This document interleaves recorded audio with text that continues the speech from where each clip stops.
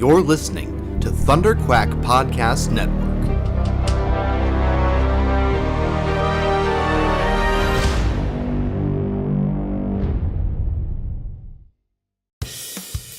This is the Thunderquack Podcast, the official podcast of Thunderquack Podcast Network, where anything can happen. So strap yourselves in and hold on to your butts. It's Thunderquack time! Hello and welcome back to Thunderquack. This is our Hellboy Spoilercast. I am one of your hosts, Michael Cohen, and I am joined by a special guest on this Spoilercast, Aaron Golden. Hello. Aaron, what do you want to plug right off the top? What am I doing? Let's see. I'm working on a role-playing game called Endless Realms, brand new out of Lunar Games. Their third book is due out, I want to say at the end of the year, beginning of next year. I'm writing a bunch of adventures for it. Tome of Spirits. It's going to be awesome. Cool. You should check that out. Cool. Yeah. We are going to talk about the most recent Hellboy movie that just came out. We just got back from seeing it. Right off the bat, I'll warn everybody, this is a spoiler cast, so nothing is off limits. We're going to talk about everything. There will probably also be spoilers in this conversation. Many. For the other two Hellboy movies. Yep. Guillermo del Toro movies. And the comics. As well as the comics. So if you're unfamiliar with any of that stuff and you don't want to be spoiled, then go check that stuff out first and then come back. This will still be here. So go check out that other stuff and then come back and listen. But if you have seen it or you're not worried about spoilers, then buckle up because we're gonna get right into it. Right off the bat, I will say that I enjoyed the hell out of that movie. Oh, very much. That was fantastic. It was kind of the perfect cap to the last week or so, as I've been going through season 2 of Sabrina. Mm-hmm. And it's kind of like they are very similar in tone. Mm-hmm. Lots of jokes, equal part chuckles and seriousness. Like horrific grotesquerie. Yeah. Well, I would give Hellboy the edge. Hellboy definitely has the edge on it. They definitely push it further, but very similar in content. I would say. So it was kind of great. I just finished Sabrina season 2 this afternoon, literally an hour before going to the movie, and I kind of wrapped that up and was like, cool, that was a really great appetizer for what I'm about to enjoy. And sat down for Hellboy with you and was like, let's do it. Let's the trailers definitely made it seem like it was going to be more of a comedy. Mm-hmm. And it leaned way heavier on the horror aspects. Oh God, yeah. And actually, although the action in it was great, some great superhero style action, it was a very slow movie. It was a very, very slow moving film. Definitely. So there's the old comparison between European and American pacing for storytelling. I've been watching a lot of European movies of late. So the pacing on that definitely made sense to me, but it's very much it's a slower creeping much more of a slower creeping movie than you might expect. Yeah. The Del Toro movies were much more punch up. They were very fast. Very fast. Whereas this one really takes its time to sort of establish a sense of dread and history. Yeah. And plays off of much older myths than what we saw in the Del Toro movies. Yeah.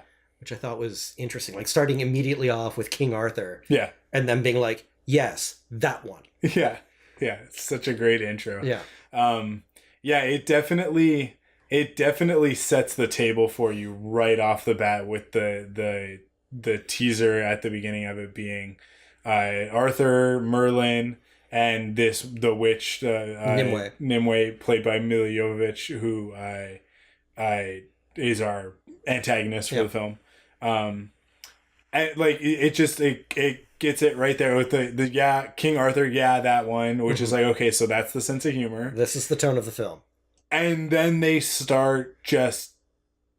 she starts shooting out plague at people, and they just start like cutting her to pieces. They do, and blood goes everywhere, and it's just it's immediately like, okay, so it's gonna be funny, but also like, if you have a weak stomach, you should probably leave now. Do not sit through this, because you will not survive it.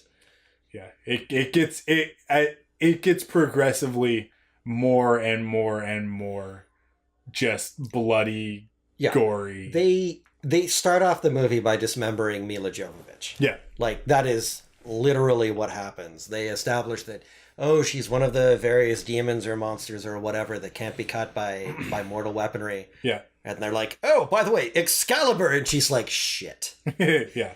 That literally, there's that one moment where she sort of like looks at the camera and is like, the Office stare of, really?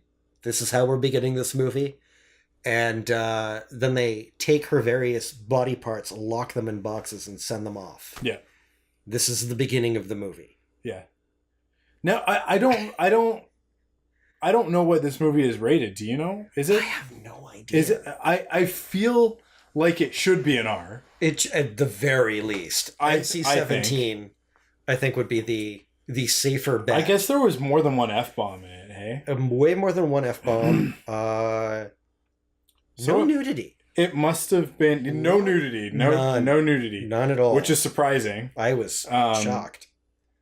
Although there's some pretty gross stuff involving monsters and Baba Yaga and whatnot. Oh god, the Baba Yaga is just gross. Properly terrifying. Just gross. This is the best Baba Yaga I've seen in film. Like, you were saying that. We were chatting about the idea of like, so I'm a big fan of Slavic mythology and mythology in general, but the Baba Yaga, in terms of story, is not John Wick. It's this old witch that lives in the woods in a house that stands on chicken legs, and various Slavic stories and fables will inevitably have the protagonist run into the Baba Yaga. And sometimes the Baba Yaga helps, and sometimes the story ends because the Baba Yaga eats the protagonist. Yeah. And even when the Baba Yaga helps, the protagonist is terrified of the Baba Yaga because it's the Baba Yaga. Yeah. And this absolutely captured that sense of just absolute things have gone wrong. There's a lot of points in this movie where you don't want to look at the screen, because it is like, because the original Hellboy movies, and this is the distinguishing factor. So this Hellboy movie is rated 18A here in Canada. So I guess that's an NC-17 in the States. So it's just shy of an R rating. That's beyond R. Is 18A above R? Oh yeah. No. Okay. R rating is like restricted, like you need to be an adult. The NC-17 rating and the above 18 in Canada is usually what they give a movie when they're just like, nobody should see this. Yeah. So an R-rated movie you can go to with an adult. Yeah. An 18A movie, you have to be over 18. You are not going to this. Yeah. Okay. So I mean, like the original Hellboy movies were PG-13 movies. Yep. Right? So that tells you right there what the difference is between these two incarnations of this character. And the comics, by virtue of the fact that they are illustrated, and they are illustrated especially when it is Mike Mignola, they are illustrated in a very stylized way. Oh yeah. So that gets away from the gore is not as intense in the comics. Shadowed. Yeah, and it's Lovecraftian horror. Yeah, in a very real sense, with sort of like a Christic Slavic overlay. In the comics. Yeah. So you get a lot more stuff that's just disturbing in terms of content, as opposed to just gore and graphic nudity and whatever else. It's the ideas that are going to stick with you and haunt you. Yeah. And this movie happily had everything. It did. So, it did. I really feel like it maintained enough of the identity of the comics. Much more, I think, than the Del Toro versions, which were their own thing. Which, like, that's not a criticism. I love those movies. Yeah. They're fantastic. They're both great movies. But the thing that they did retain from those was the sense of humor of Hellboy as a character. Hellboy in the comics is much more kind of morose. Yeah, it's kind of like his sense of humor is more along the lines of like very dark comedic observations about like the nature of things. It's Hellboy. Revel is the wrong word, but Hellboy skirts along the absurdity of his world, and his place in it. But he's a much more self-serious character in the comics than he is in any of the movies. The Ron Perlman version of Hellboy is unique to these other ones in the sense that he is, even though he's, I guess in those movies he's meant to be like 60 or something like that, but he acts like a teenager. Well, the Del Toro, which was that was like a choice in those movies. But in this one, he is much more of just sort of mid-20s. He's a bit more of a man-child. So he is definitely a man. He's not a teenager like the Ron Perlman one was. But he is definitely he hasn't when we find him at the beginning of the movie, he hasn't quite found his place, right? He's still kind of he's kind of like that, like you said, like the 20s, sort of like early 20s, like trying to figure out where he fits into things. So I like that. I like that he was a little bit closer to the Hellboy from the comics. But I think that the Hellboy from the comics wouldn't necessarily work without sidekicks. He doesn't. The Hellboy in the comics doesn't work without the BPRD, but also doesn't work without just that Lovecraftian mythology behind him, and it's so all-encompassing and so weird that you couldn't do it as a movie. Like if they were going to do like a 10-part series on it or whatever, you could do it then, but it's somewhere between Lovecraft and David Lynch. In terms of just like how bizarre the things that Hellboy confronts are, combined with Hellboy himself just being like, whatever. I think in the movies, especially in this one, the threats are much more tangible. They kind of have to be so that you get your action sequences and such. But in the comics, Hellboy's threats are sometimes tangible. Sometimes it's as simple as a werewolf or a vampire or a demon or whatever, some sort of monster of the week. But then other times it's like, I traveling in between dimensions to stop an elder god from coming through into our world. It's Hellboy deciding that he doesn't want his destiny to the point where he's going to give it up, and somebody else claims the destiny of Hellboy, and we watched that person fall apart under the weight of it. Or so one of the things that they had towards the end of the movie was they sort of established that there's a hierarchy of otherworldly things. Like there's different nations or kingdoms or forces or whatever. So we have fairies that are mischievous and kind of problematic and are where our main antagonist comes from. And then there are the forces of hell, which are definitely like a league above and beyond. They have similar things within the world of the comics, but one of the things that ends up happening is we enter a new epoch in the comics, and so we start getting humans start turning into frogs, not like tiny little frogs, but like frog demons that are apparently going to be the thing that inherit the world after humanity, which is what? Like just what? And a couple of them were present on the hill at towards the end. They've got like this beautiful middle sequence where Nimue is reconstructed, and they're culling all the fairies together to come out of hiding and let's go to war and to reclaim the world and blah blah blah. And we've got a couple of these frogs just hanging around, and I'm like, that's a cute shout out to those of us that have read those comics. Yeah, there's definitely the variety of sort of monstrous creatures and fairies and such in this movie. I think Hellboy 2 has a couple of scenes. They've kind of got that underground city scene where you see a lot of really cool stuff. But I feel like they kind of pushed it even further with this one, where it was like there were a lot of creatures, and there were a lot of those fairy sort of changeling and just sort of like generic monsters. Yeah.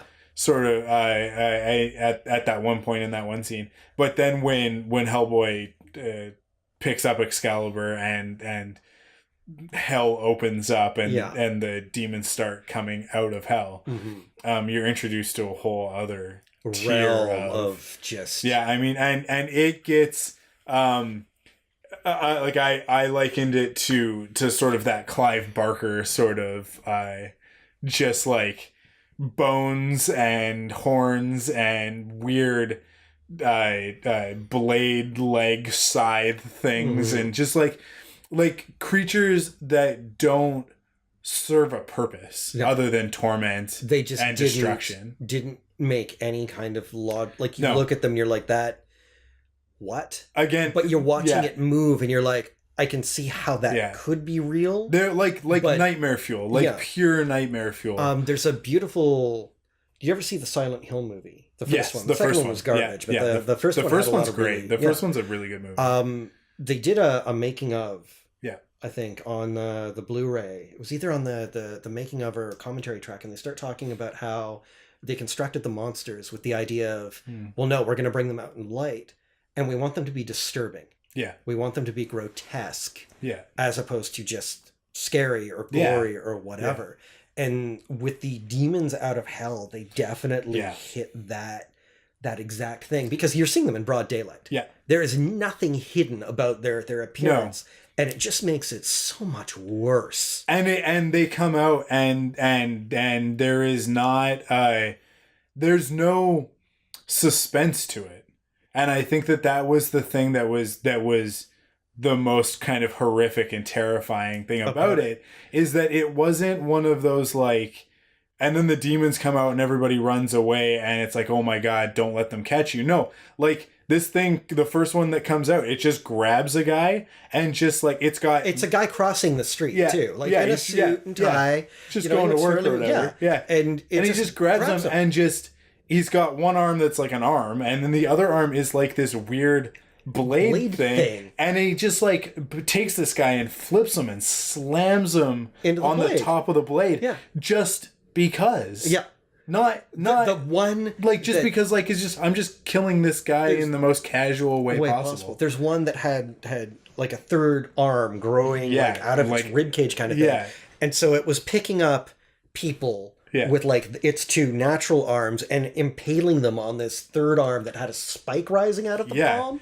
Like just real, and the one with like the legs with like blades on them. Yeah. That like somehow people got like impaled on the blades, but then like there's a foot at the bottom of it, and it doesn't make any sense. None. But it doesn't need to, because it's just this monstrous demon walking around with people impaled on its legs. The other thing is the way that it's sold, the way that it's projected on screen is that it feels completely natural. Yeah. Which, as you were saying, is just the most horrifying part of it. There's something really casual about it happening that makes it just terrifying. Yeah. It's not showing off. Yeah. It's not like presenting itself, oh, look at me. It's just going about its day-to-day routine. Yeah. And that's horrific. Yeah. The other thing that we get out of this is throughout the movie, we've gotten to see like the power of the fairies, and the power of the fairies it's scary. Mm-hmm. Right? Like they leave changeling babies in place of real ones. Yeah. They do all kinds of crazy stuff. You've got like the pig fairy running around. Yeah. You've got Nimue who is throwing like this plague spell at people and doing all kinds of terrifying things. And then seeing the look of terror on her face when she has been the big bad up until that point. Yeah. Just her complete, what have I done? Yeah. And that really sells it, because suddenly the big bad that we've been facing down and who has been properly terrifying. Like, she doesn't lose at all over the course of the film. Like, nothing that anybody does the one slows thing her down. The one thing that's capable of stopping her is the thing that's going to bring about the apocalypse. The end of the world. So it's like, they did a really good job of putting Hellboy in that position. My biggest complaint with the movie is how much it retreads from the first two movies. Because it really does. Like, it kind of takes the stories of those two and it kind of condenses them into one story. But you kind of, I don't know that you have to do that again, but I guess that they thought that they needed to reintroduce this character to make it clear that this was a new version of it. But it's been like a decade. Not everything, but he can do the Spider-Man Homecoming thing. And it's not like everybody saw Hellboy and Hellboy 2. Like, that's kind of the bigger part of that. Is that there's a lot of people out there who have no familiarity with this other character. thing is that I would say that this one played a lot closer to the tropes of the comics. Like, they kept Del Toro's ongoing thing is always that sometimes the monsters are human and the humans are monsters.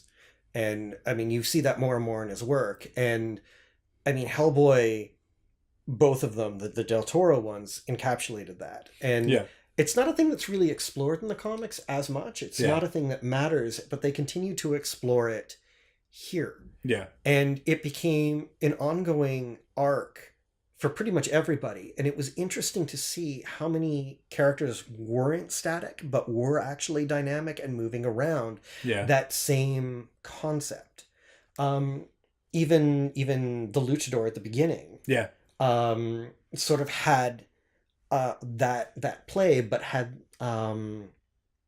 didn't complete that hero's journey, but instead sort of went in the inverse of it and became monstrous himself in order to stop what he perceived as like an inevitable thing. Yeah. And then you've got Ian McShane going, well, no, nurture is more important than nature. Sometimes the monsters are human. Yeah. And we can do this. Yeah, and I think that's the biggest difference between the comics and the movies, is that the movies, I think by nature of being called Hellboy and being filmed, so you're telling a story in 2 hours or less, or unless you're an Avengers movie, and by virtue of that, your character needs to be the focus of the story. Yeah. And I mean, like, there are definitely great movies that manage to make the plot the star and your protagonist is just one of the characters in it. Yeah. The second Conan movie is a really great example of that. Ronan. Sorry? Ronan. Yeah. There's a way to do that, but because these movies, it's like, okay, Hellboy, you're gonna put him on the poster, you're gonna do this, you're gonna do that. It's like he becomes the central element of the story. Everything all of the themes revolve around him, and you end up with that story happening again, of like him battling with his like you said, the nurture versus nature, blah, blah, blah. And that's where I say, like, they kind of retreaded stuff that we've already seen. Yeah. Like that was already explored in the other two movies, and it would have been nice for them to just kind of move away from that, because the comics, like you say, like, they don't really, like, every once in a while you touch on the fact that he's like, I'm a demon, but I'm one of the good guys. But in the comics, even more so than in this, in the Del Toro movies, there was a whole thing of like him being in the shadows and nobody even knowing that Hellboy exists. Yeah. And them this needing one, they to maintain just the secret. Didn't care. In this one, they lean into the comic book idea where it's like, no, you're in a world where like demons and monsters are a thing that happens. Yeah. And people are definitely scared of them. Yeah. But there's not like the, oh my God, what is that? It's the, oh no, it's happening here, I have to leave. Yeah. Right? And it's like, school shooting. Like Hellboy is a person in this world and people know who he is. Right? You even get that like right at the beginning. Yeah, with they do a lucha match at the beginning of this movie. And it just comes out of nowhere and is fantastic. Lucha match that turns into a monster fight. Yeah. Right? Like it's such a great balance in this one of like you said, the laughs with the horror. Yeah. Because then this luchador starts turning into this bat vampire monster. Funny thing on and that it's just like, oh my god, it's so cool. The funny thing on that one is, okay, so they send Hellboy is there to get the luchador back. The luchador is a BPRD agent that went down to hunt a bunch of vampires, and his real name I don't remember, but he's wrestling under the name Esteban Ruiz. Thank you. Yeah. The luchador name he's using is Camazotz. Yeah. And Camazotz is the name of a Mesoamerican god. Okay. Of bats and darkness that is commonly associated with vampirism. So it's just like, that's a neat thing. Yeah. Where are they going to go with? And then he becomes like the big bat thing. And honestly, there's been that ongoing thing where it's like, well, you can't do some of the more grotesque Batman villains. Yeah. But they did Man-Bat. Yeah. At the beginning of this movie. Yeah. Like it was nothing. Yeah. And it was throwaway, right? Yeah. Like it was like they put that character in there and it's executed so well and it's like beautiful. Yeah. It is such a great design. And it is akin to the temple at the beginning of Raiders of the Lost Ark. Yeah. It's like this isn't part of the plot. We're just coming in media res into this story of like Hellboy's already in the middle of a thing. Like he lives in a world, right? Yeah. Which is a really great way of starting a story. And they had the teaser before that, so they're kind of putting a hat on a hat. But that's where the pacing issues are something that this movie has in spades. Well, the you had mentioned before, even while we were in the movie, you were like, it's like we've come into like a series of movies and they've just brought everybody together. Like an Avengers, and it had that vibe. Yeah, this felt like the fourth movie in a franchise, and it's like the King Arthur Merlin story was a movie that already came out. It would have been fantastic. Right? Yeah, and Daniel Day-Kim's character, Ben, his story is like, well, that could be its own thing. Oh God, yeah. And then we get the flashback to Alice, and we get her story sort of throughout the movie in a couple of scenes, and that is like we get flashbacks because this movie doesn't exist, but they play it in a way where like, well, don't you know who this character is? Yeah. Right? Like they kind of just put you into a world that's already like lived in. Yeah. And it feels very lived in and very well worn. So the exposition dumps really kind of aren't. Yeah.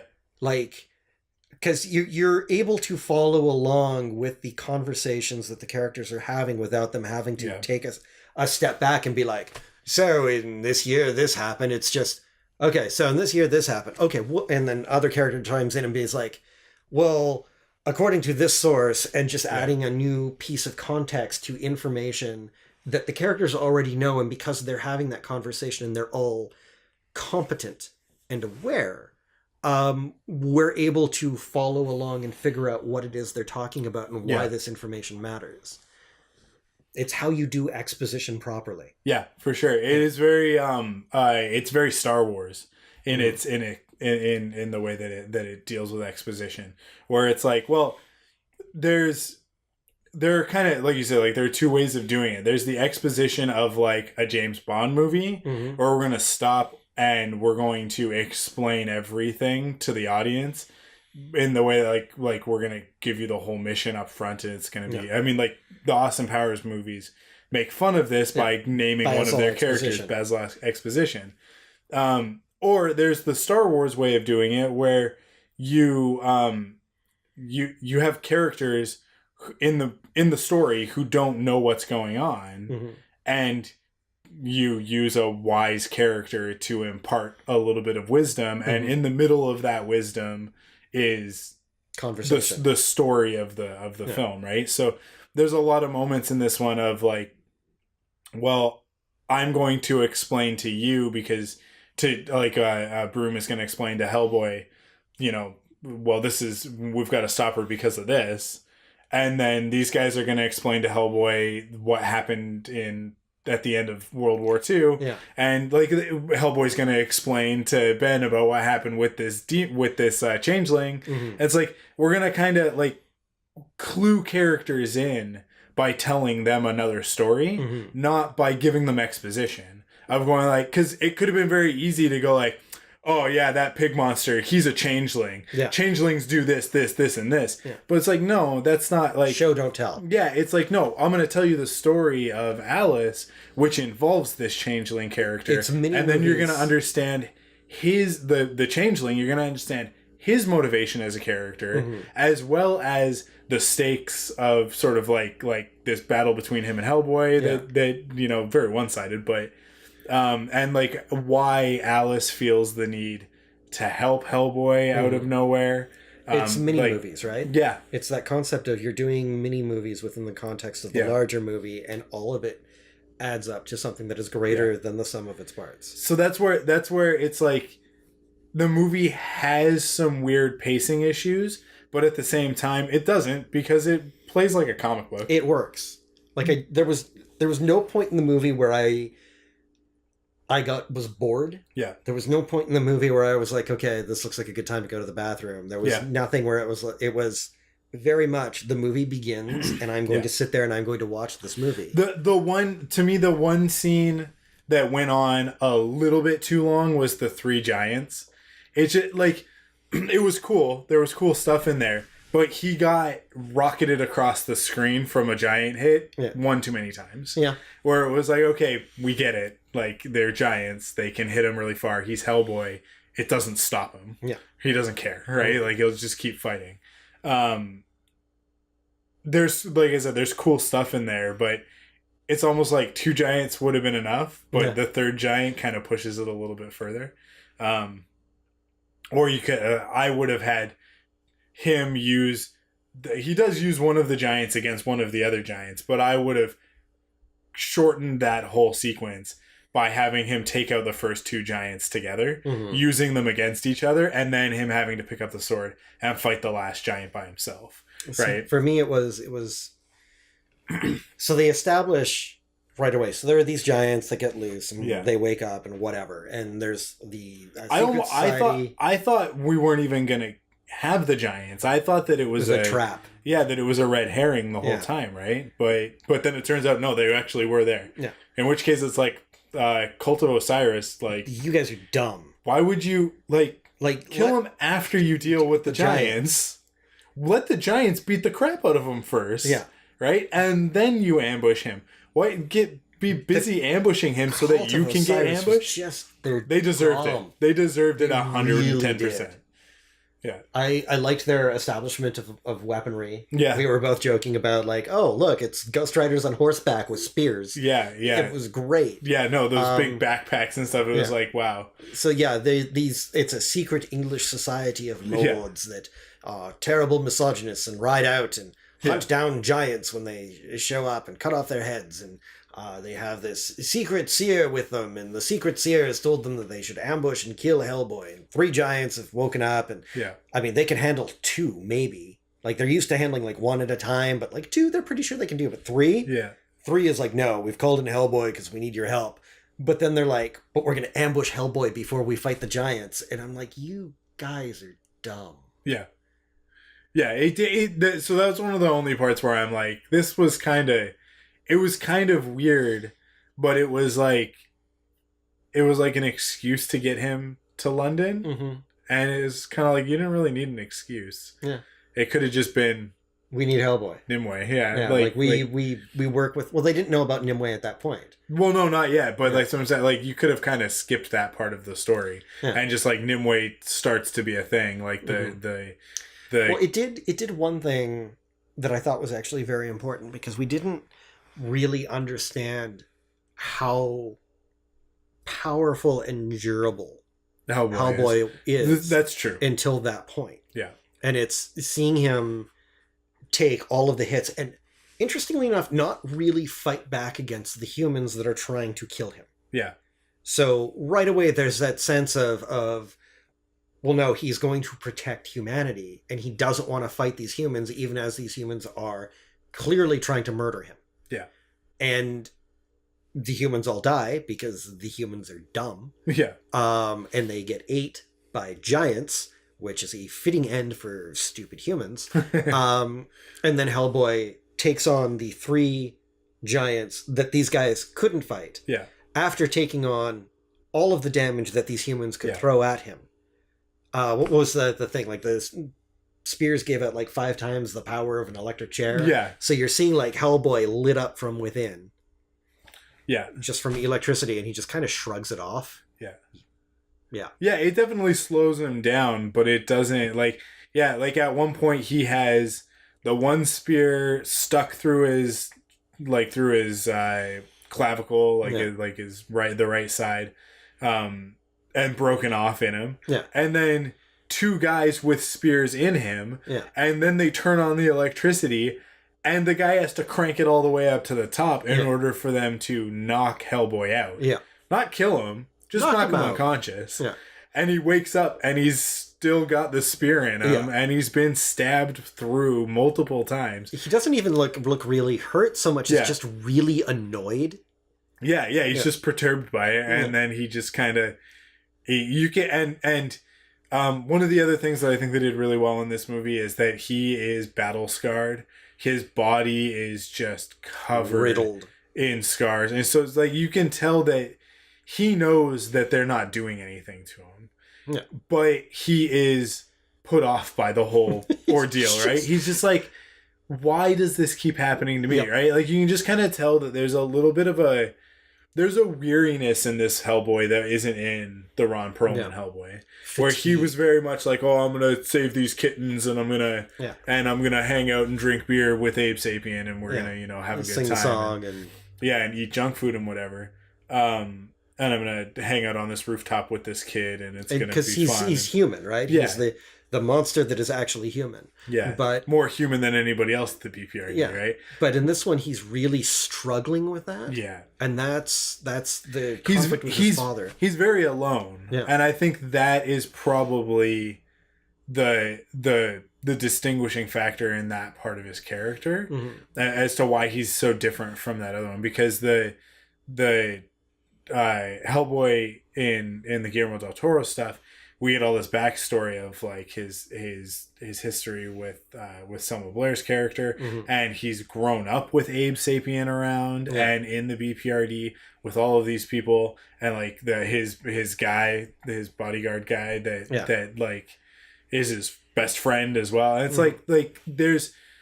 And that version of Broom is a much more caring father. Yeah. Like, there's not the distance there. But this Hellboy is like, we start the movie and, like, he doesn't really have any friends. Nope. He's going after this one guy who he considers a friend, and then that guy dies. Yeah. And I loved the way that like, they sort of punctuated that loneliness at the beginning of the movie. By him going, come on, man, I'm here to bring you back in, because and he's like, he's just your drinking buddy or whatever. Yeah. And he's fighting him, he throws him, and he gets impaled, and he's like, he immediately rushes over. Yeah, it's like, no, I didn't mean it. He's like, that's not what he was trying to do. Yeah. But that it plays into the loneliness of the character. It also plays into the fact that he's a monster whether he wants to be or not. Yeah. Right? And that he is fighting against that. Like, the way he breaks his phone constantly. There's a bunch of things that they do to show that he isn't in complete control. He doesn't fit.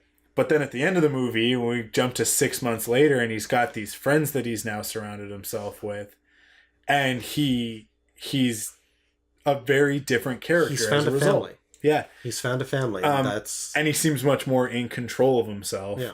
And he's also gone through the crucible of picking up that sword, becoming the king of hell, and then snapping the horns off, right? Which at this point now, they've done it in 2 movies. It's iconic as a Hellboy thing. So he's done it in the comics a few times too, where it's just like, don't want to be the king of hell. Yeah. But my hope is that moving forward, we don't have to deal with that part of the story anymore. We can just, whatever the bad guy is, let's deal with the bad guy. Let's let that be the story. But I highly doubt that this movie is not getting a sequel, which is a shame, because I want to see Koshi the Deathless on screen. That's a thing. Well, and at the end when they tease Abe Sapien, right? Yeah. The one thing we haven't talked about that we have to touch on is Thomas Hayden Church as Lobster Johnson. Lobster Johnson. Oh my god. So they flash back to the 1943 war scene, the Hellboy's creation, his birth or whatever. And Rasputin and the Nazis. And I love how much of that they were like, hey, remember these guys from the other movie? Yeah. Like there was a lot of like, and there's that guy. There's the clockwork guy. And there's that guy. And you're like, oh, okay, cool. These are all the characters from the other Hellboy movie. We're not going to explain any of them because if you're a fan of Hellboy, you know who they are. And if you're not, it doesn't matter for this movie. The other thing that they did that I loved, that I absolutely loved, is they set up these guys. Yeah. And you're thinking, okay, maybe they're going to play into the story. Like, because they are big and scary and intimidating looking, and there's something to them. And then they just get wiped out. Yeah.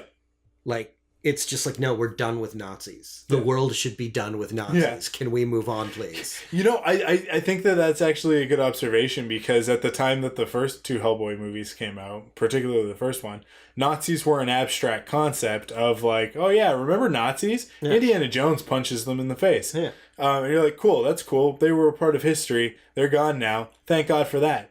I think having Nazis as bad guys in a movie today is a much harder sell, because guess what? They're back. They are here. And it's like they never really went anywhere. That's kind of the biggest trick. Is that they were always there. But like now they're out of the shadows. Yeah. And having a movie about monsters coming out of the shadows and then involving the Nazis in that would have been a little bit maybe too on the nose and a little bit too real. Yeah. For them to not acknowledge then like, yeah, all the Nazis in America and blah, blah, blah, and all that sort of thing. Canada and everywhere. Yeah, you get into a whole other thing, right? Yeah. That the movie did not need to get bogged down with. So I think that was probably smart. Mm-hmm. But Lobster Johnson coming in and being the straight up, like, absurd Captain America type character that he is in those comics. And it was just like, I didn't know he was going to be in the movie. I certainly didn't know that it was going to be Thomas Hayden Church, which was such a great... Oh, God. It was brilliant casting choice. Because he just, in a way that I think few actors could get away with, jumps in and does the big superhero voice. Yep. He does the stance, and he does the cheesy lines. I mean, at the end when he's like, so that when you get to hell, they know who sent you, and he does the claw on his head, and you're just like, oh my God, it's so cool. Yeah. And then to see him again in the mid-credits scene, and to get the moment between him and Hellboy, where Hellboy like fans out. Mm-hmm. You've got like the hero of our movie fanning out over this other guy, Lobster Johnson.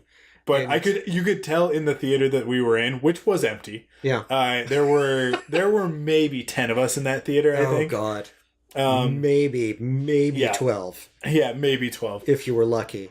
And you could tell that at least 60% of the people in the theater had no idea who Lobster Johnson was, or that it was cool that he was there. But for those of us who did know, it was a lot of fun. Like it was interesting to me, just the audience and the audience reactions, because we were sitting mid theater, so we could hear like the 4 people behind us, and we could definitely see like the 4 people in front of us, and that one guy sort of sitting off the corner alone. But there was one guy who had definitely dragged his girlfriend there. Yes, she had just gone to sleep. She was not interested at all. But behind us, before the movie started, when they were playing the trailer for Brightburn, she wouldn't come in the theater. Yeah. She was like waiting out, and she was like, "Is it over yet?" Because I was walking back in, and she was saying to whoever she was with, like, "Is it over yet?" And he was like, "Yeah, it is." And she like peeks over. No, it's not. Yeah. She wouldn't come in because it's a horror thing. And so I was like, "What are you doing? Let's see how this plays out because this." She was gone. Yeah, she left that theater. What was more interesting to me, because that guy he enjoyed the movie, and good on him. But there was a couple behind us. Yeah, where the girl was definitely much more into it. Yeah, and absolutely knew who Lobster Johnson was, because she kind of squeed when he came out. Yeah. Was just like we did. Yeah. So it was the 3 of us squeeing. You and I were definitely the most vocal people in that theater. Yeah. But I mean, like, this is the thing. Aaron is my go-to guy for movies that I think are going to be bad, but that I'm going to like anyways. Yeah. So, we went and saw The Mummy. Loved that. That was awesome. What else did we go see? We've seen a lot of terrible movies over there. I mean, so this stems back to to the beginnings of our friendship, which one of the first movie I think we saw together in the theater was Underworld. Yeah. And Underworld is exactly that. It is Underworld's not a good movie. No. Underworld is hot garbage. Yes. But man, Emphasis are those werewolves. Yeah. Yeah. Man, are those werewolves rad as hell. Yeah. And the vampires. And the vampires are all sexy vampires. It's interesting. In leather. And it's, Kate Beckinsale, come on, right? The thing that always got me about that particular movie is, so White Wolf sues, I think, was it Sony or Universal over the vampire werewolf thing? And it's like, you guys are really dumb, because what you could have done, and you could have really made an argument for it, is every named vampire in that movie corresponds directly to one of the Camarilla clans from Vampire the Masquerade. Like, all of them. Yeah. The 7 of them that are named and functional, directly, you can be like, that's Aventru. That's Tremere. Yeah. Look, there's Toreador. It's just like... Yeah, that's your argument, guys. You could tell sitting in that movie, sitting in Underworld, you're like, this is just somebody's White Wolf campaign. Yep. This is not a movie. Yeah. This is somebody's role-playing game. This is their fanfic. Yeah. But so since then, it's like, we go to movies and with the intent, I think most of the time, of ripping on them while we're going well, this is terrible. Mm-hmm. That was dumb. And making fun of them while we watch them. But we've had really good luck in the last couple of years of let's go see The Mummy. Yeah. And then we sit down and I remember 5 minutes into The Mummy when it's Tom Cruise and Jake Johnson tomb raiding, and I'm like, hold up, is this movie good? What? And it was I think this movie actually really good. I think this is actually an awesome movie. The Dr. Jekyll scene, Dr. Jekyll and Mr. Hyde scene is and then that movie ended up being so good. I loved that movie, but I am an unabashed Tom Cruise fan, which I think a lot of people who listen to Thunderquack know that about me. But beyond that, and then Jake Johnson as well is I'm he's one of my favorites. And horror movies And then when you pitch the idea of them doing an Avengers style Universal movie monsters, yes, please, I'm like, that sounds really dumb and it's not going to work. Let's go see the first movie in this series, and then for it to horribly fail, and for them to be we're just going to abandon this. Well, they tried twice, right? So the first one they tried it with was Dracula Untold. The Dracula Untold one. Yeah. Awful. Yeah.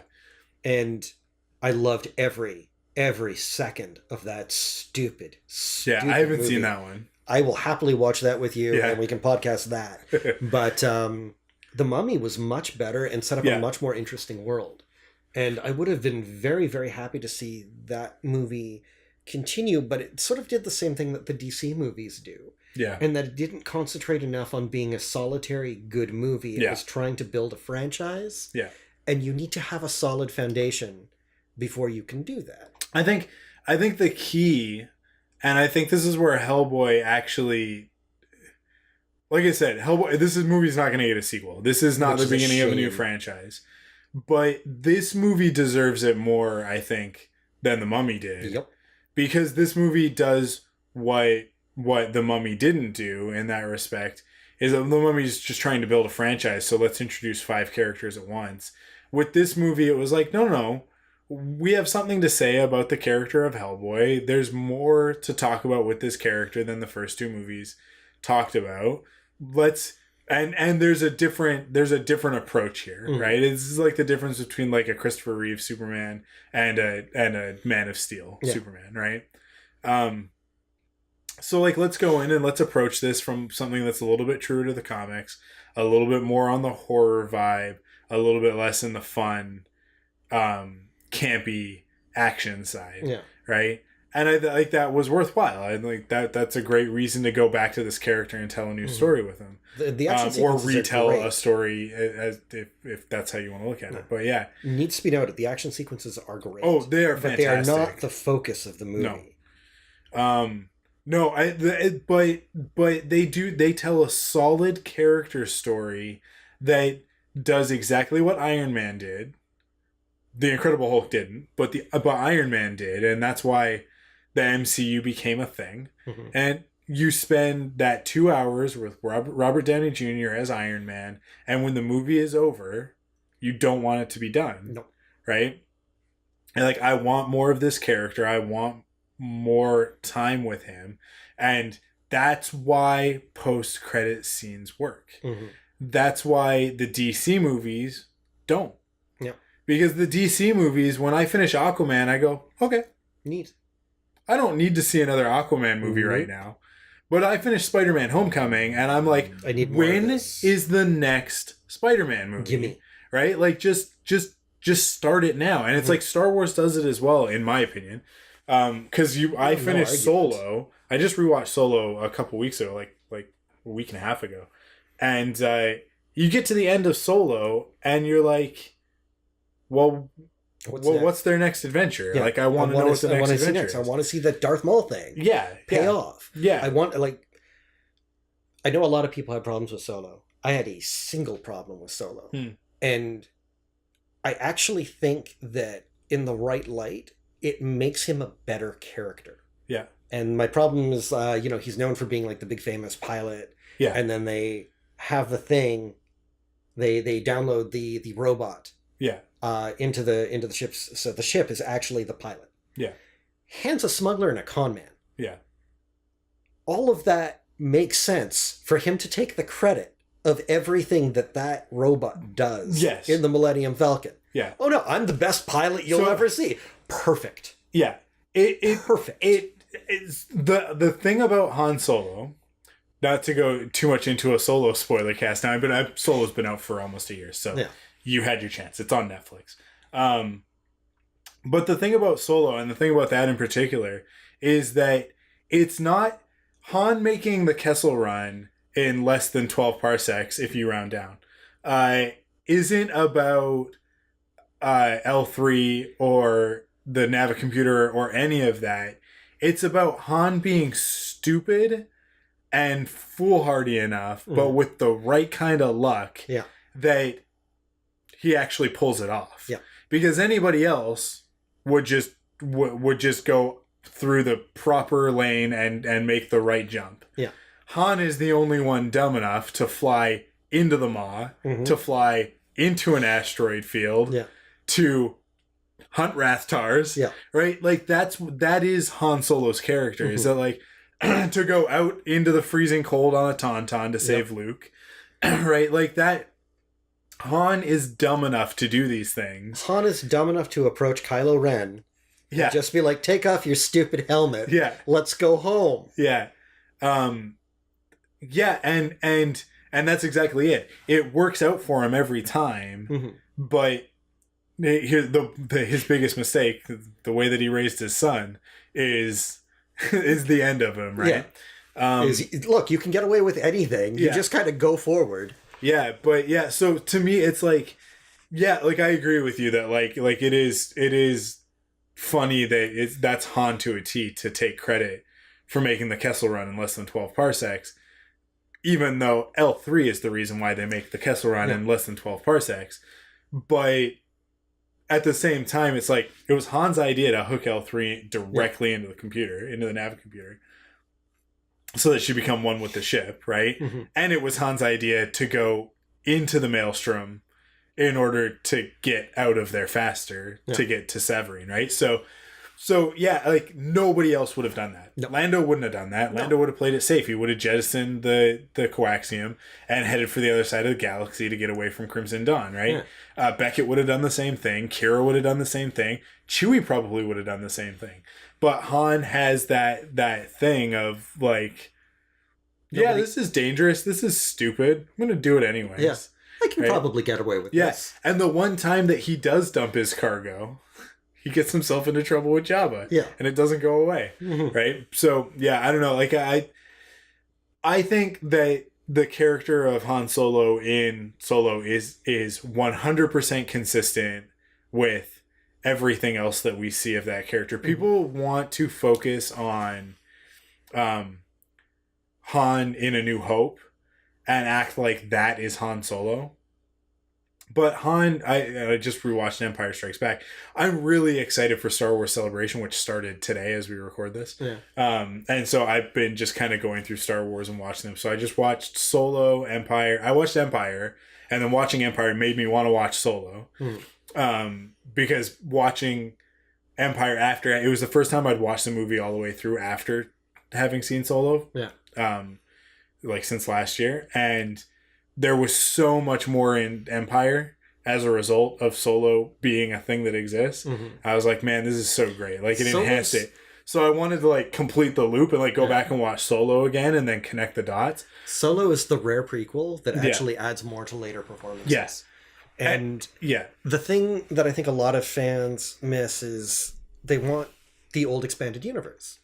So they want the old Han Solo stories. Yeah. And the problem with those is you cannot make them work anymore. You just can't. We've sort of established a new mythology and a new era, and I actually really like how Disney played that as those things still exist, alternate timeline guys. Yeah. And we're going forward now. And I think that pays respect to what was, but allows them to move forward with what they want to do, and they're able to cherry pick bits and pieces. And that Solo movie was great. Yeah. Like, I will fight people over that. Oh yeah, I have. Yeah. I fight with people all the time. Whenever somebody says to me, it's the same with The Last Jedi. Whenever somebody says to me, and I do it with The Mummy, and I will do it with this movie, because this movie, Hellboy, is not going to be well received. No. A lot of people are going to talk about how this movie is terrible. Yep. Most of them will be forming that opinion on poor box office. Yep. And I would kind of challenge anybody who goes into a movie that's performing poorly at the box office, comes out of it thinking that it was a bad movie, to really examine the film and examine sort of like why you think it's bad, like question yourself and ask yourself, like, do I think it's bad because I've been told that it's supposed to be bad? What's my actual personal opinion on this as opposed to what everybody is told? Because I think a lot of people come out of movies and, like, I think that the MCU films are juggernauts because they are all great movies, with the exception of Thor: The Dark World and The Incredible Hulk. I would also argue Age of Ultron. Age of Ultron's get a little bit, it's the weakest of them. It's kind of... It does not star Ed Norton. It definitely has problems, but because they keep making good movies, every movie gets better. Not because it's a better movie. They're all, in my opinion, they're all equally as good. It varies. Mileage will vary depending on which characters you like and don't like. Yeah, fair. Right? So if you like Black Widow, then you like the Avengers movies because she's not really in anything else other than Iron Man 2. She's finally getting her own movie, though. Thank God.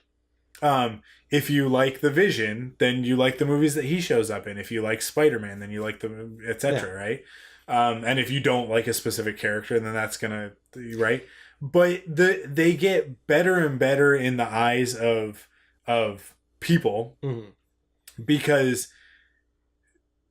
it's like a combo multiplier. It's like because Marvel keeps putting out movies and those movies keep being good, it just keeps building and building and building on itself because that positive energy transfers from one movie into the next movie into the next movie until they screw it up. Well, you keep getting that thing from a lot of movie critics where they're like, well, we're going to hit peak superhero movies and people are going to get sick of them, blah, blah, blah. And it's they need to stop, sit down, and realize that Marvel isn't making superhero movies. Yeah.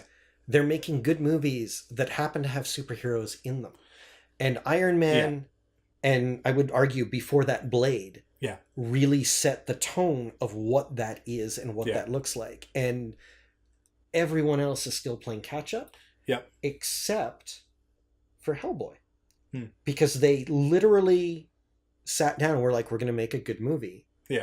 And maybe we get a sequel, maybe we don't. Maybe we can franchise this, maybe we can't. But we're going to tell our story, and we're going to concentrate on that. It's very telling in Hellboy that the movie ends, and then we have a jump to 6 months later. It's not like and it's a very like it's like the movie's done. Mm-hmm. Like wrap a bow on it, it's finished. Yeah.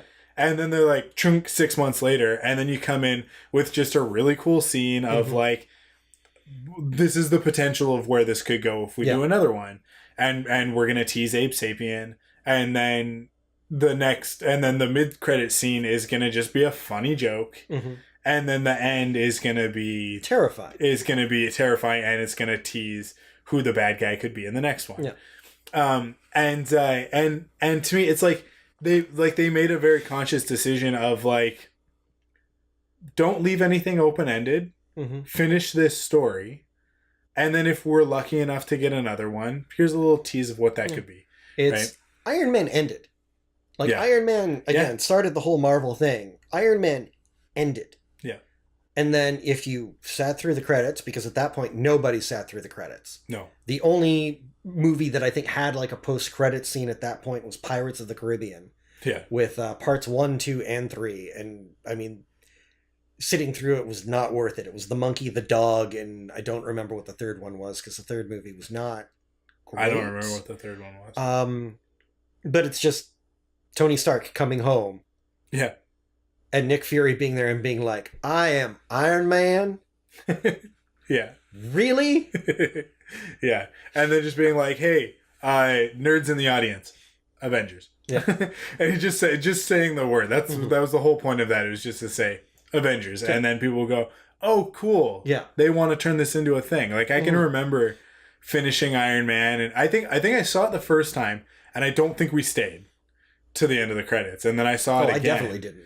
And the reason that I saw it a second time is because I heard after seeing it the first time, there's a post-credit scene, and you have to go back and see it. So we went back to see it. I remember Amanda and Crystal didn't want to see it. I think I originally went and saw it with my friend Jeff and maybe a couple other people. And we were like, oh my God, this movie is so good. Mm-hmm. And then I can remember it, like Amanda was over for some reason or another. And I was talking about how great Iron Man was. And she was like, really? I have no interest in seeing it. And I was like, I will go see it right now. With you. Like, let's go see it. Crystal hasn't seen it. Yeah. Let's go see it right now. And she was like, really? Is it that good that you want to go see it? Like, because I think I'd seen it like a couple days before. Yeah. Like, this was still within opening weekend. And I was like, yeah, there's a scene that I missed at the end after the credits. I want to go see it again. Like, we're going to go see it. Yeah. And I basically, like, I think it was more, like, Amanda needed a little push to, like, go see it. But Crystal was like, no, you have to come. Like, this isn't just an action movie. There's more to it than that. And we went and saw it, and we walked out, and they were both like, okay, yeah, that was awesome. And we saw the post-credit scene, and I can remember watching the post-credit scene and being like, I get it. Yeah. I get it. Like, this is going to be a thing. And then I think like a week later, they announced that there would be a scene with Robert Downey Jr. in The Incredible Hulk. Yeah. And I was like, are you kidding me? Like, they're... Really? Shared universe. Like, I don't even think I used the term shared universe or even thought it, because that didn't exist yet. We just, like, there were the comics where the characters all existed in one place. Mm-hmm. And then there were the movies where they were all separate for reasons. Yeah. Right? And we didn't really even, like, get into it at the time. Yeah. But yeah, I mean, like, now to look back at it, it's like, it seems so natural, but at the time it was like Robert Downey Jr. Robert Downey Jr. is the star of a movie in 2008.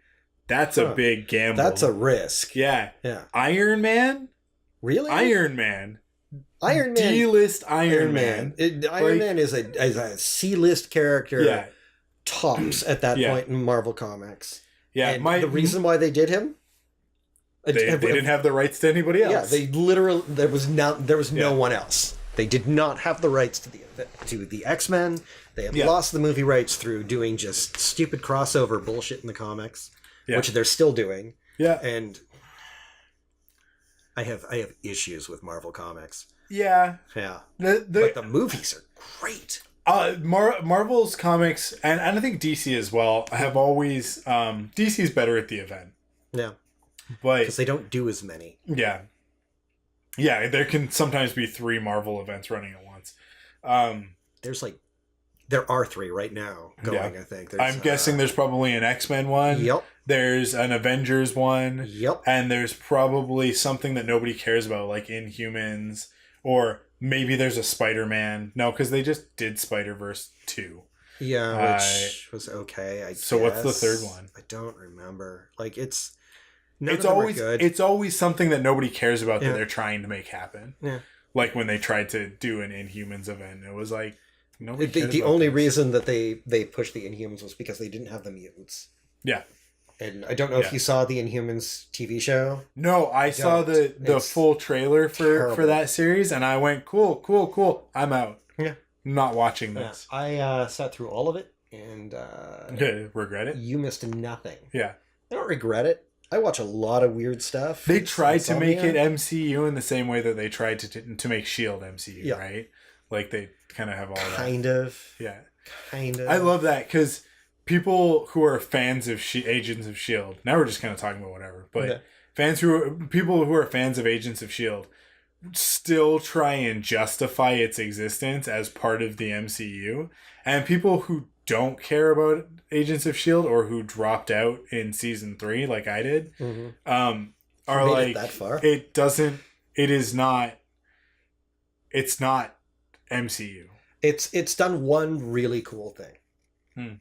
It's established the character of Quake. Yeah. And Quake is transferred over into the comics and into the cartoons. Yeah. So it's interesting that character was the one that stuck around. And that's been really cool to watch. Yeah. So more power to that's cool. That. That's cool. But yeah, I mean, like, when somebody told me about where that show's at now, where like they basically turned it into Stargate Universe, where like they put them on a spaceship in the future or something, and I was just like, and somebody's like, oh, you got to check it out. Because what they did at the end of last season is that they're on a spaceship in the future. And I'm like, no. You need to understand that Disney was like, ABC was like, this show gets good ratings. We have to keep going. And Disney and Marvel were like, yeah, but Phil Coulson needs to stay dead. Yeah. He can't, like, at this point now, it's getting too difficult to, like, justify. Inhumans, Terrigen Mist. The Avengers never talk about any of this stuff. Yeah. And we don't want them to talk about any of this stuff because we're going to buy Fox. Yeah. So they're like, cool. Remove them from the timeline. Mm-hmm. Just get them out of the way so that these characters no longer interact with the... We don't have to do tie-ins. There doesn't have to be an episode where... Cats in the other room making noise. Well, the other problem was, if you want to do like the absurd show in space, we already kind of have that. We've got 2 of them that are really good. The single best Star Trek show since like Deep Space Nine went off the air in the Orville, and Legends of Tomorrow. Yeah. Which is absurdly great. Like, when Legends of Tomorrow started, I was kind of like, really? This is... Oh, yeah. It seemed where like... we're going? Yeah, it was like, wow, what kind of budget Justice League is this? Yeah. And now this is the best of the Arrowverse shows. Oh, by a long shot. Without any hesitation at all. And the reason why it's the best is because it doesn't have to care. No. So it doesn't. At all. And like, there are no rules. None. Like The last season finale was literally a Tickle Me Elmo stand-in, fighting a demon and winning.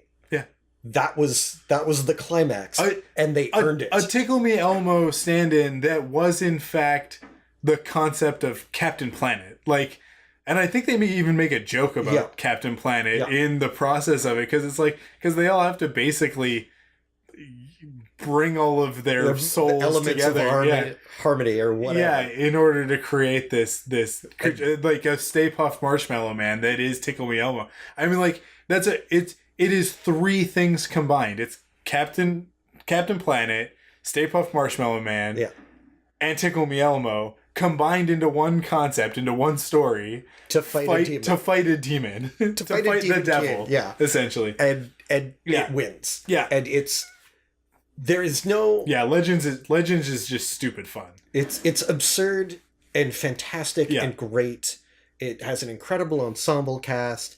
They did the reset episode, where the Groundhog Day episode, and they made that work like just fantastically well. Yeah.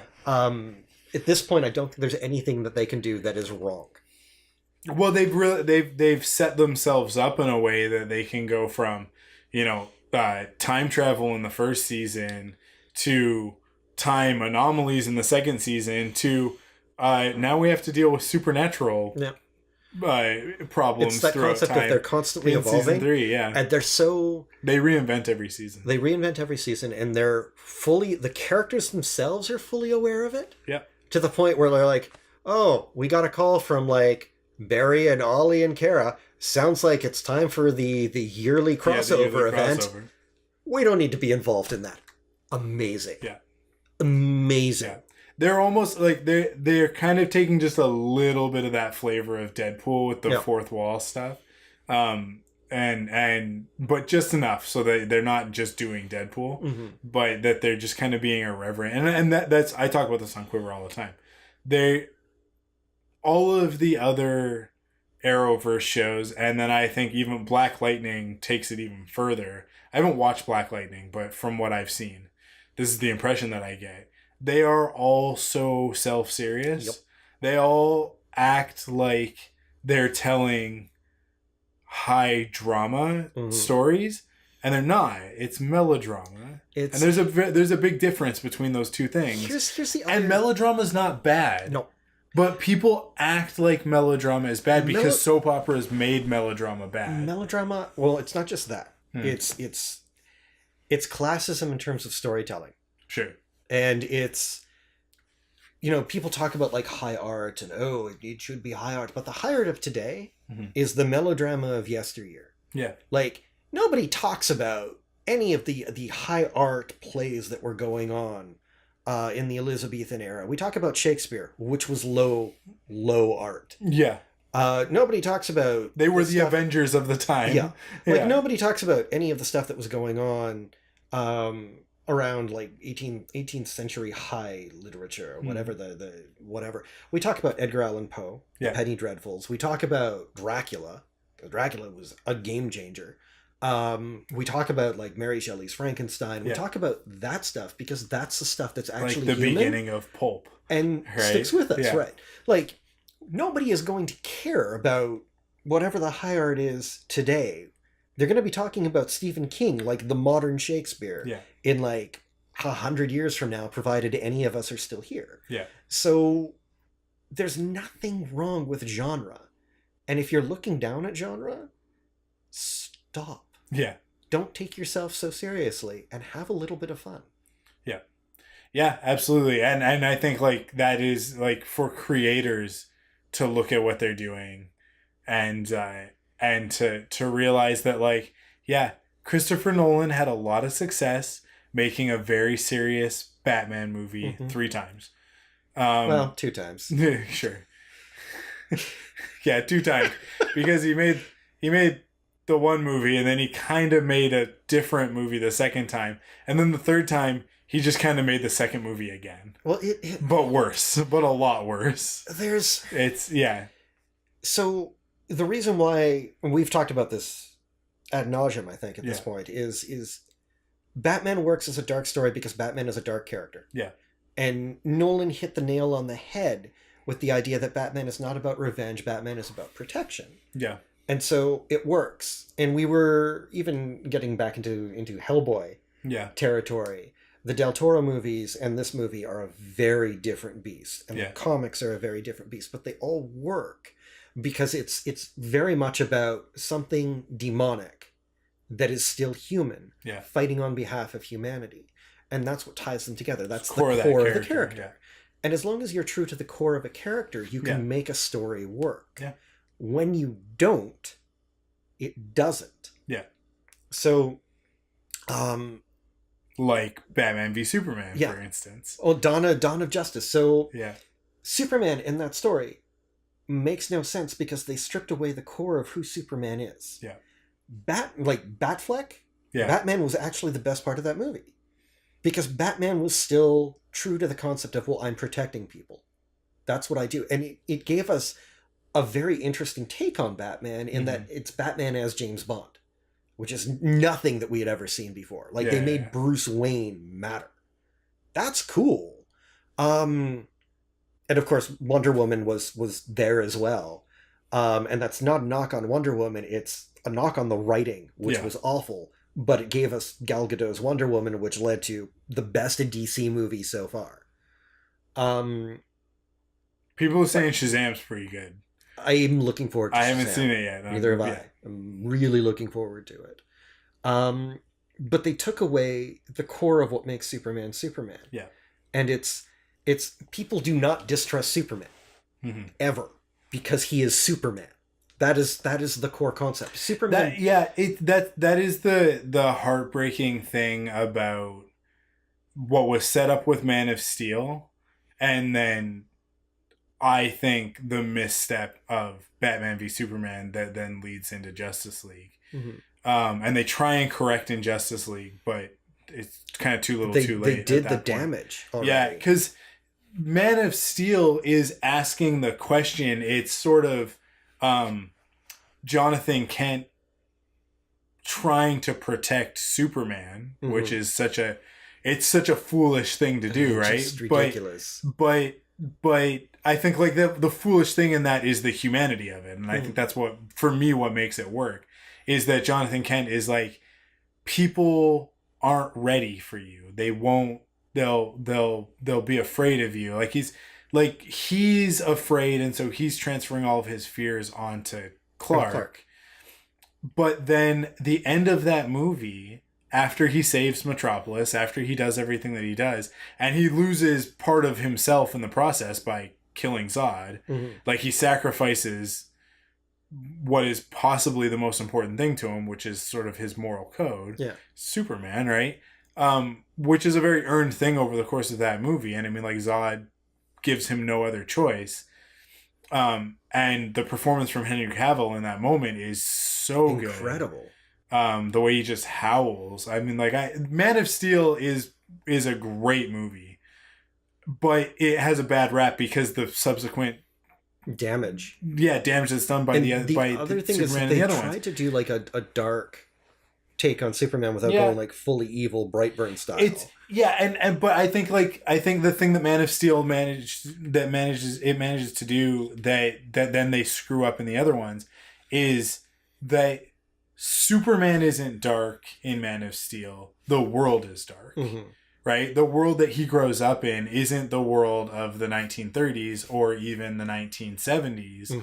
It's the world of now, where it's like, if he grew up in the last 30 years, he grew up, you know, like sort of post-Nixon, right? Like that's sort of like post-Vietnam.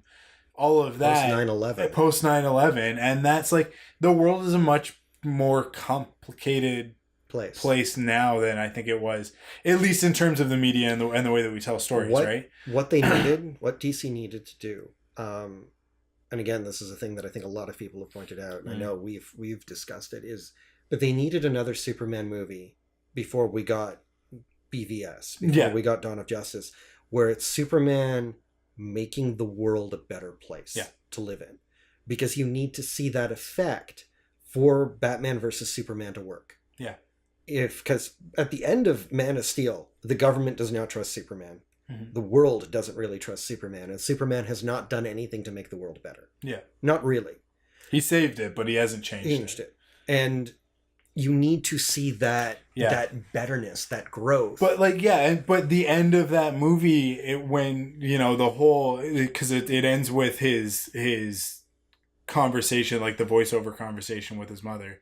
And she's like, well, what are you going to do now? And it's, you know, he's riding his bike to work and he's going to the Daily Planet. And you can tell it's like, well, he's got a plan now. He's got to be somewhere central, close to the story, so that, you know, he can help as many people as possible, so that he knows where he's needed. And then the other side of that is that as Clark Kent, he can do something there as well, right?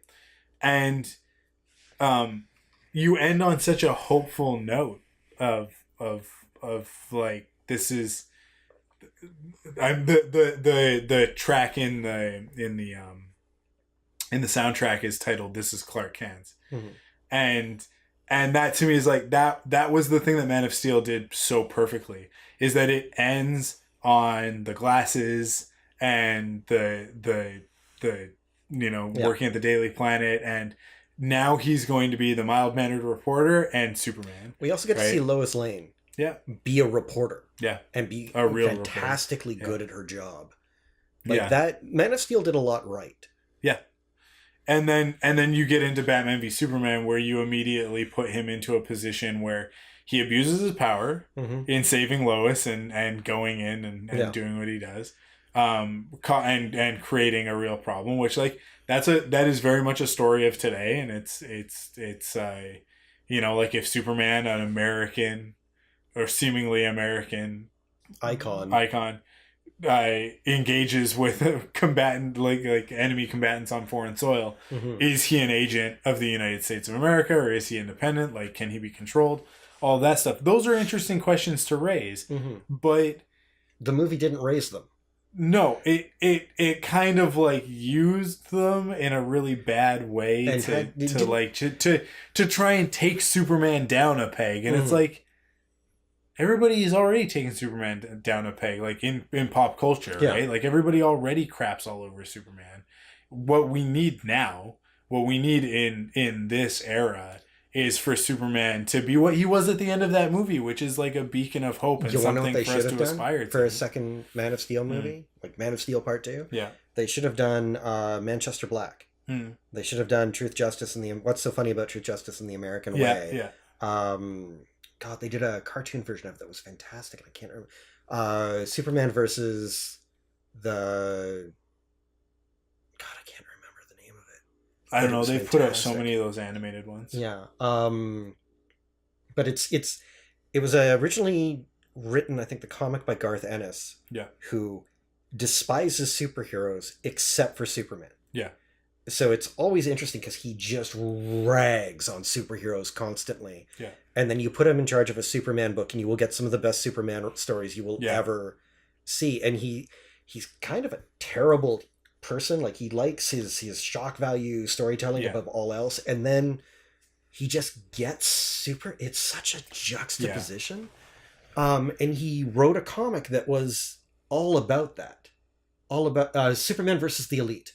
Okay, yeah, which if you haven't seen, see it, because it is the single best idea of like Superman operating, and well, this is the modern world. And all of this Boy Scout, Big Blue Boy Scout stuff just doesn't matter anymore, and you're not the hero the world needs anymore. And it really does ask some very, very hard questions and presents the answers, and it's fascinating, just on a character level, but also on a conceptual one. Because Superman being Superman doesn't fight bad guys. Superman's never really in danger of losing. Yeah. It's Superman fights concepts, or the people around him are going through changes. And that's why his villain is Lex Luthor. Yeah. Which is interesting in terms of how villains typically work, because the villains are typically an exaggerated version of the hero in some way, but twisted or bent. And Lex Luthor would be the best human on the planet, except there's that alien right there that does everything that he does better. Yeah. And it drives him nuts. Yeah. And it is their version of Lex Luthor in Batman v Superman is just a mustache twirling villain, right? And it's such a waste. It's such a waste. I don't know. Yeah. Anyways, we could go on and on and on forever. I think this is a good place to wrap up. How long have we been going? A while. Let's see, an hour and a half almost. So, Hellboy is great. Yeah. Go see it. Yeah, if you sat through all of this and got spoiled and haven't seen it, I guess go see it. Please go see it. Bring your friends. Tell people to go see it if you did go see it. Because I would like to see a sequel. I want to see Koshi the Deathless. I want to see more of that Baba Yaga. And I want to see Abe. Yeah. I want to see Abe Sapien. I want to see Hellboy and his new family. Yeah. Just doing their thing. I want to see what that looks like. Yeah. So, thank you for watching this or listening. Thank you for having me. Yeah, thanks for being on, Aaron. If you like what you're listening to, you can support us in two ways.